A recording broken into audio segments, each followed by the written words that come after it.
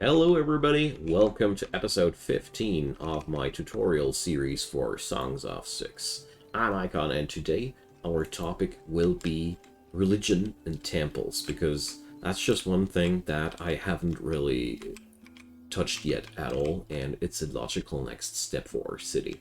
In between the episodes, I brought up a nice pasture here. It's not much, it's just wood and nothing else. I also fetched up an import for some livestock to get the party started there. You could have done that right from the get-go. That's why I wanted to feature it at the very beginning of the episode. So every save file starts out with livestock. You don't need to import it like I do here, but if you happen to have the same problem like I did there, you can also import it. But you start with livestock, build yourself a pasture, and multiply your livestock there. It's really worth the pain. Now, back to the temples. I just am doing this because I know I will need livestock for the temples. So we're first off researching the construction of these. This is the last spirituality building, or spirituality. I don't know why it's named that. Wait.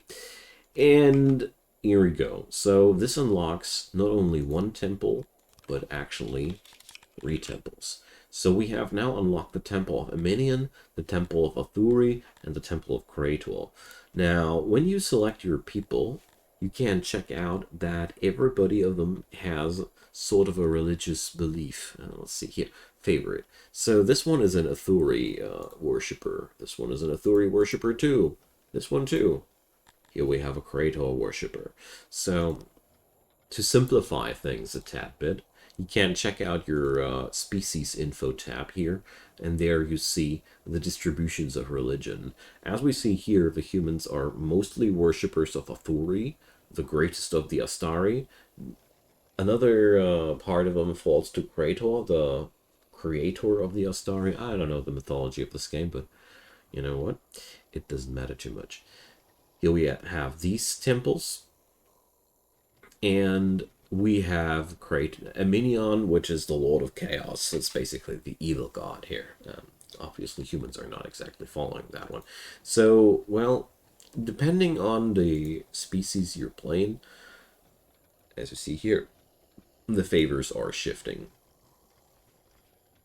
For our species, that means we would be best off with an Aturi temple, not so well off with a Krator temple, but it is necessary, and we don't really need an Armenian temple. Now, let's get on over there. The thing about the temples there is, every temple is worshiping the god, and to worship the gods properly, you need to make sacrifices. So the Aturi temple also needs materials, as we see here. Cut stone we have. We don't have Syphilon, and we don't have jewelry. And you need Syphilon as offering for the Temple of Aturi. We're going to get there at a later stage of the game when we start harvesting Syphilon as well. And the Armenian Temple, well, it's we would have the materials, but we don't want to sport human sacrifice here. Clashes with most other religions. So you see there, Krator and Aturi play along nicely. Armenian doesn't play along nicely with anybody. We are setting up a Krator temple for our run here, and I felt like, since this is the god of animal husbandry, we're going to put this temple there over here between the fields and the like. I felt like this would be a good thing. So I would like to go into these proportions, but we're not going to. It's of course fun to build Megalomaniac, but we don't have the necessary resources, and I don't want to bolster up the length of this tutorial series too much by building 2 pompous buildings, but go crazy with this game. It's well worth it. Now, we see here, this one has a lot of different things to install. First off, we're of course going to build with stone, because it's a temple, you know. And let's install the pillars.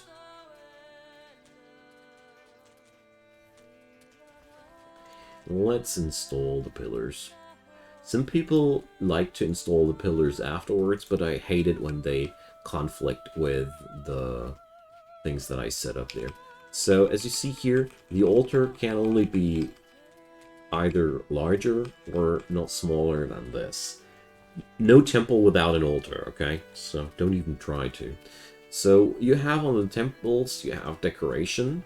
This boosts the temple efficiency, and you have grandeur, which also increases the temple's efficiency. And there's the thing, grandeur is boosted up by space. That's why I wanted to build that big, but for the sake of simplicity in this tutorial, we're not going to do this, but let's just do it for one sake of demonstration.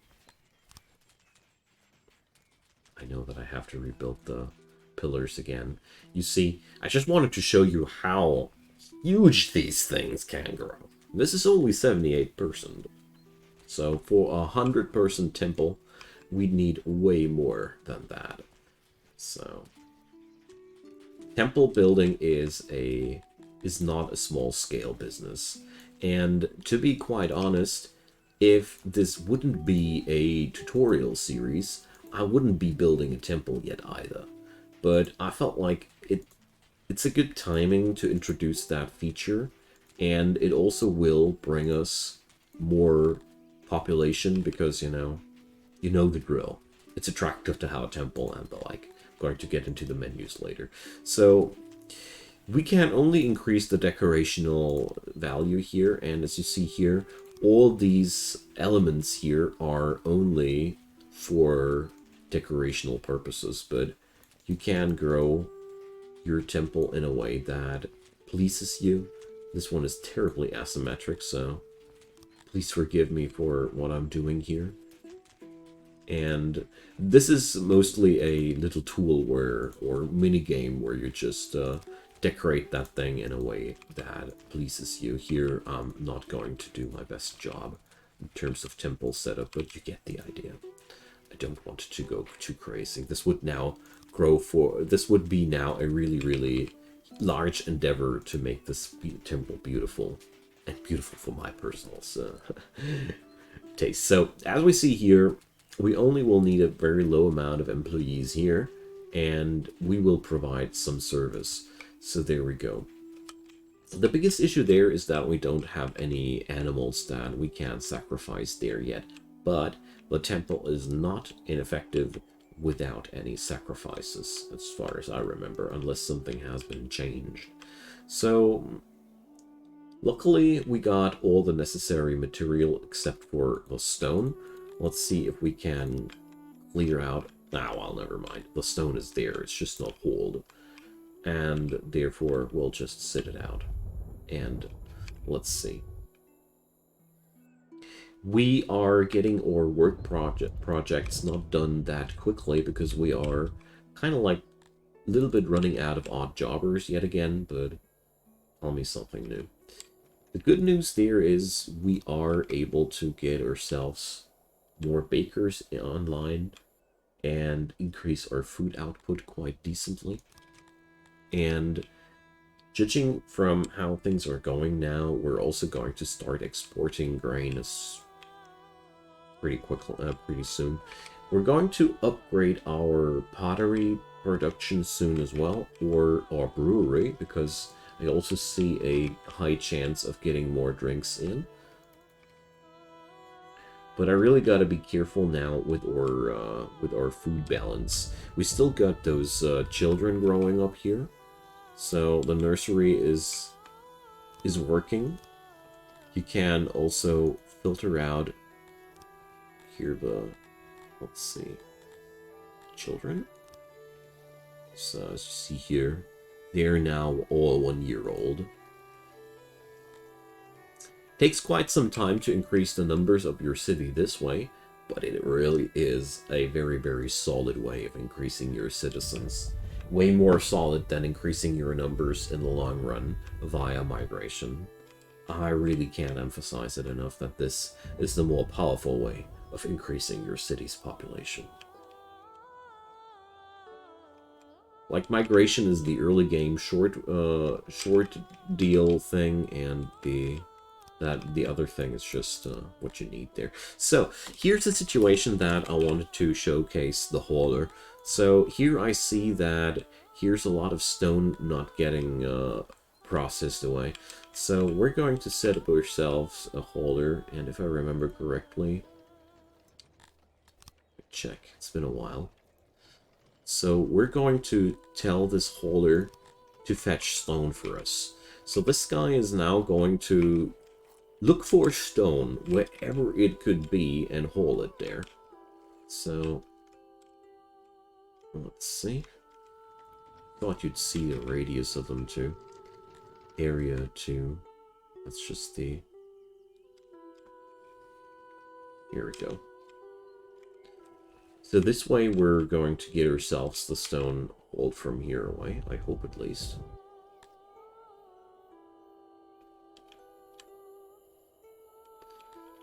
It's always a tad bit difficult there, but my experience was that these guys are capable of transporting the resources where you want them.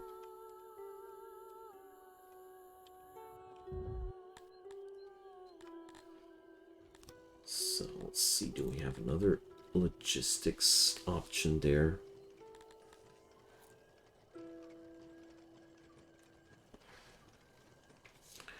Well, we don't have that yet available, but well. This guy does allocate stone at least near enough that it gets to our building site. I really thought that you were able to see the radius of these guys where they work. Well, whatever. But they do fetch the stone we need, so it's all working out fine.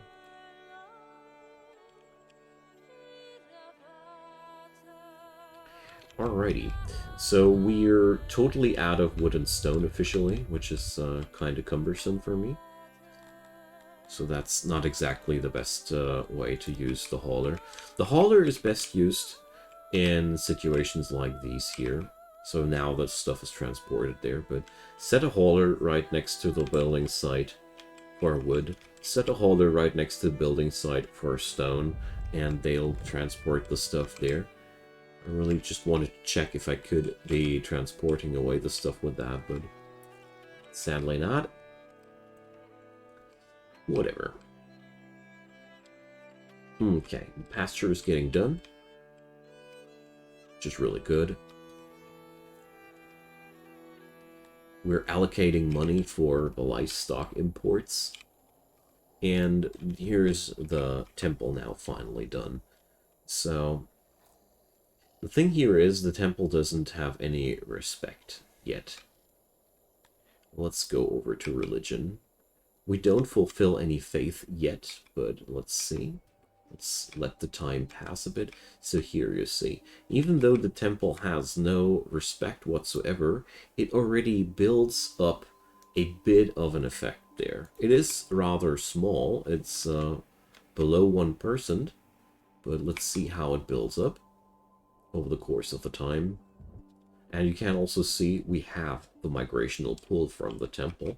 And you can already see how much impact this will have once this thing gets rolling. Because right now, you know, we're lacking the sacrifices for this place. Sucks. Let's get that thing here done.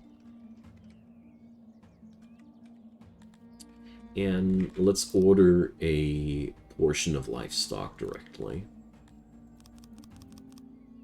There we go.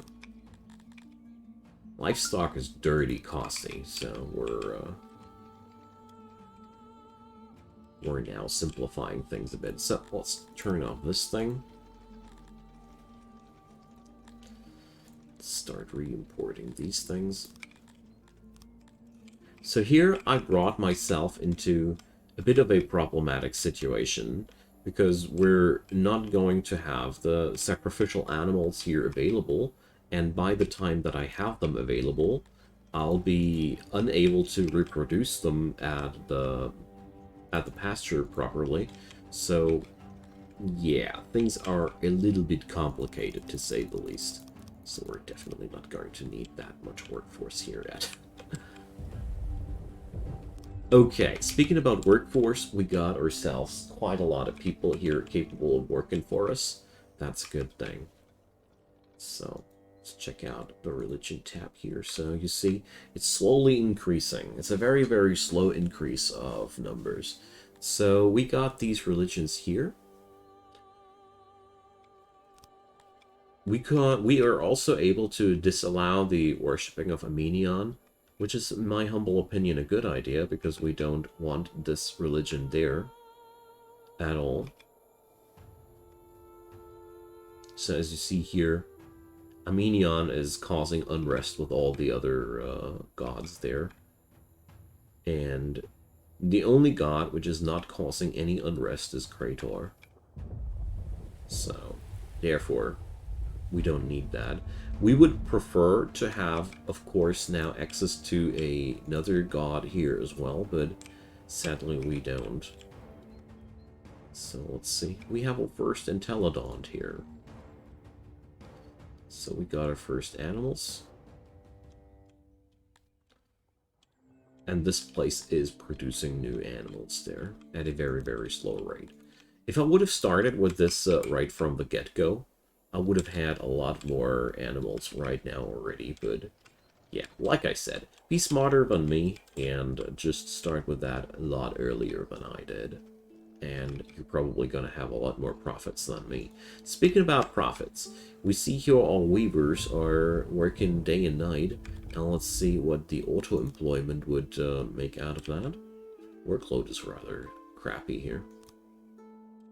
That's why I want to know what the auto-employer would do. Let's leave that running for a sec. So, let's upgrade our brewery. I got so much grain, and I even have an excess of pottery, so we definitely should be able to set up another kettle. So let's see. Can't bring this up for 5 workers. And here's another wonderful. So now we have 15 workers here together. Ah, crud. This will need steel for the upgrade. But whatever. We'll just wait it out until the metal goes available again.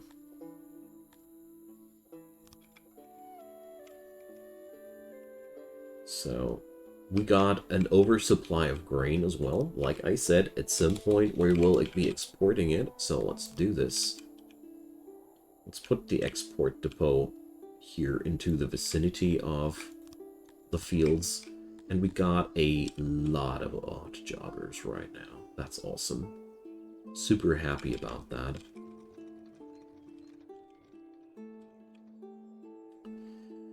Now then, let the grain exports commence. It's always a good thing to overproduce something in such amounts that you'll have no issue whatsoever to earn more money. So we're going to sell only until we're above 2,000 grain. Everything else we'll keep for ourselves. Let's see. The auto-employment of the weavers is just staying the same here. Okay. So now we'll have to wait a tad bit until our metal production is kicking back in. Our imports are rolling again. Our exports are rolling again. The usual. So let's try what happens if I bring up holders. I sadly can't place them into warehouses, but we'll place one holder for stone and one holder for wood. There we go. Let's see if these materials are getting carried more quickly into the warehouse this way. I mean, this does help the guy working in this warehouse here tremendously. Because this way we just need to load in the wood and the stone directly into the warehouse. or all the processing industries are also capable of just picking the stack pile there up. No biggie. Because that's one thing about odd jobbers that's a little bit unfortunate.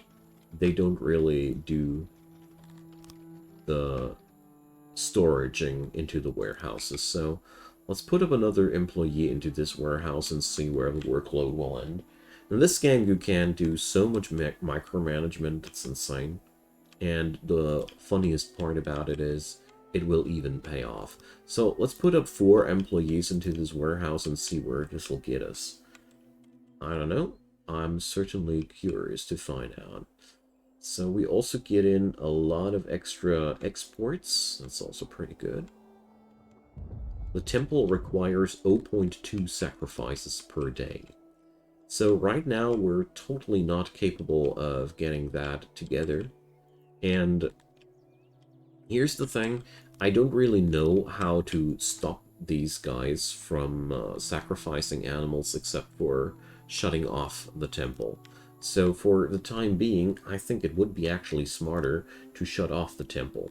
Let's see what that does to our religious fulfillment. That's the fun part about it.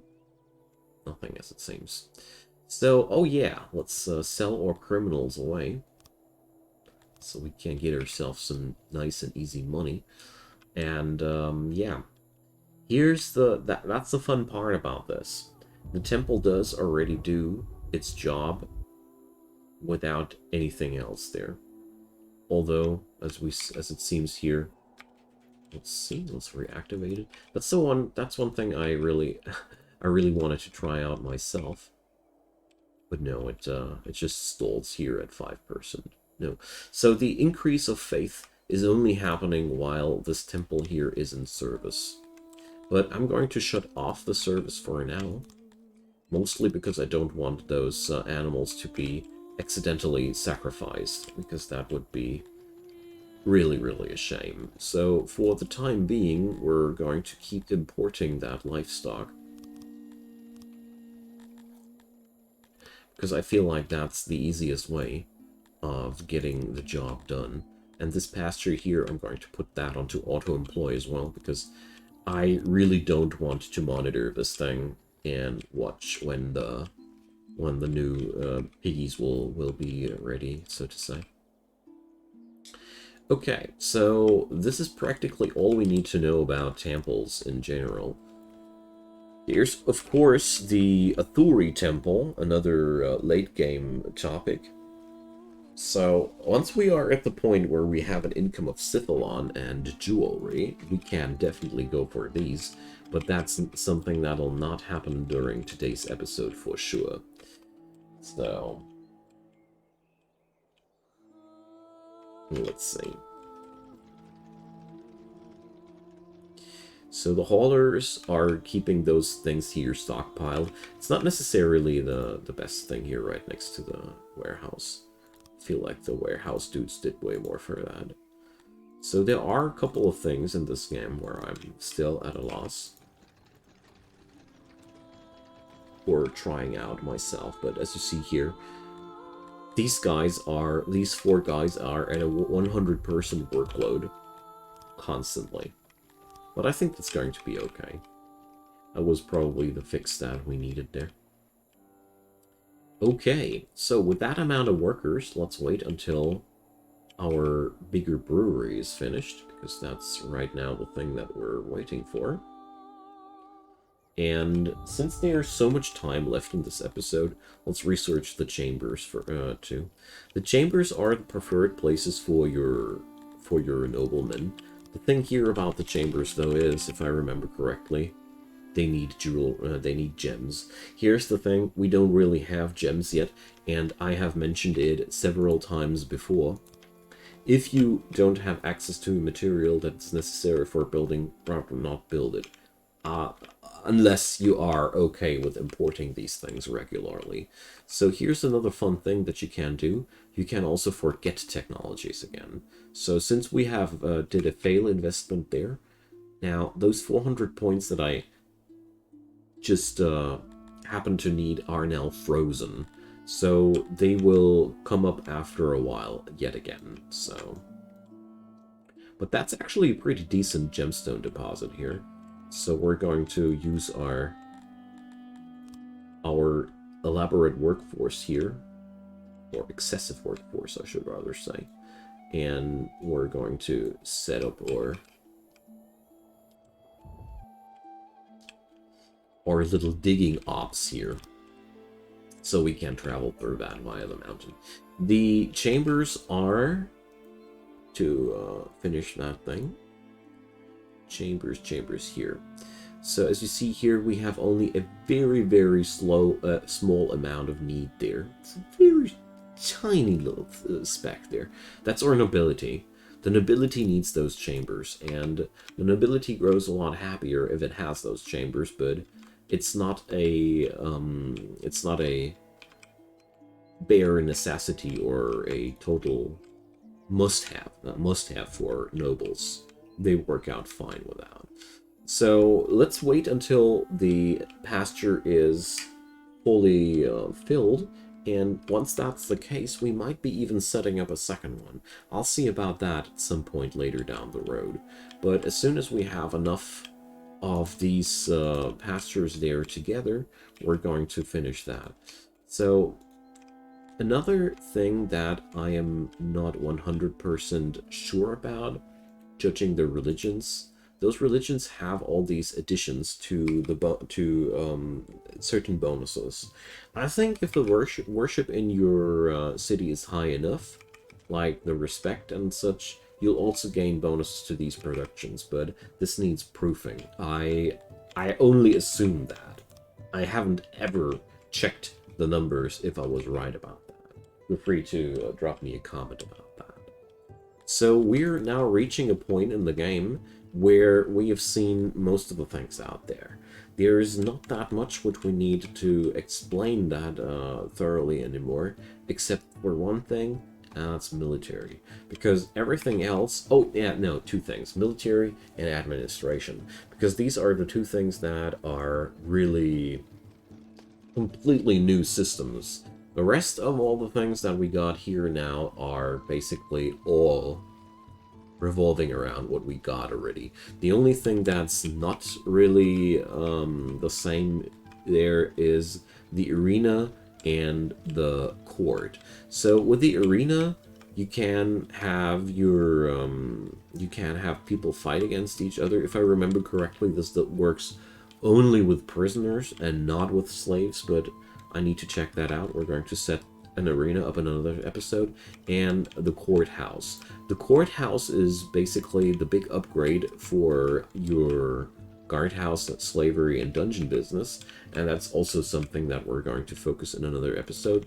So the next couple of episodes will be about these civics here, and then we'll hopefully reach the 500 people mark and eat ourselves into administration. So that's the rough roadmap, and behind that I will reach the territory where I'll have to learn myself yet again, because then you guys know everything I know. The new military system with version 61 is something which will sadly take a longer time for me to set up, because I need to play it myself before I can say how it works, you know. And it looks like there's a lot of changes there involved as well. So what I'm noticing here now, to get back to topic, our cotton is on an overspill. So we're going to do the same thing we did for the grain, setting up an exports depot, and we're going to do what we need to. So we need more tree. So with the amount of workforce we got right now, there's two things that I want to do. We have a tremendous overproduction of paper, so no faults holding back here with the librarians. And we also should consider exporting more and more stuff there. Everything which is overproduced can be exported. That's a golden rule in this game, because this will earn you so much extra monies if you do so. So we're only going to export above 2,000 items, roughly. And the cotton actually sells off for 10 each. So these are our ways of gaining the money we need for the later stages of the game. So our intelligent pasture is coming along nicely. We've produced one animal this year, and considering that our temple is going to need 0.2 sacrifices per day, these guys are sacrificing even if the temple is not activated. Fascinating. I didn't think that this was possible. So, yeah, I usually set up temples after the economy for me is rolling. So this might be, in this scenario, something that went bad. I'm going to see how I'll be pulling this off. We're either going to constantly import animals because we are gaining more and more money now. Seriously, exporting that cotton will be quite a good venue for us. Or we're just going to accept that in this run, I botched up this a bit, and you guys can do it better for yourselves. But turning on the temple is way better. I thought they'd stop sacrificing if the temple's not running, but there I was, having no clue. But as you see here now, the temple has now respect due to the high amount of sacrifices, and our fulfillment here in the religious department is growing extremely fast due to that. So that's very useful, because that means our entire city will be benefiting. Ah, yeah, here. Silly old me. So here you see the bonuses for the temple's respect. Sorry for this episode being a little bit ibbity-uppity, but there's so many things that have been either changed or things that I haven't played around that much myself yet, but I think you guys now know a lot more about religion in this game. So to TLDR it yet again, seriously, try to keep your animal production online, or have your animal production online before you set up the temples. That really does help a lot. So let's increase our technologies here a tad bit. That'll help as well. And yeah, so next episode, I think we're going to whip up the topic of arenas and courts. And after that, I hope that we're going to work out accordingly with the administration. I'm not sure if I'll have enough citizens until then, but we'll see about that. Okay, my friends, thanks so much for watching. Drop me your comments down below. Leave me a thumbs up if you enjoyed, and of course consider subscribing if you haven't done so already. There's daily content coming up from my side, and I'd be delighted to have you. Have a wonderful day, and see you soon. Bye-bye.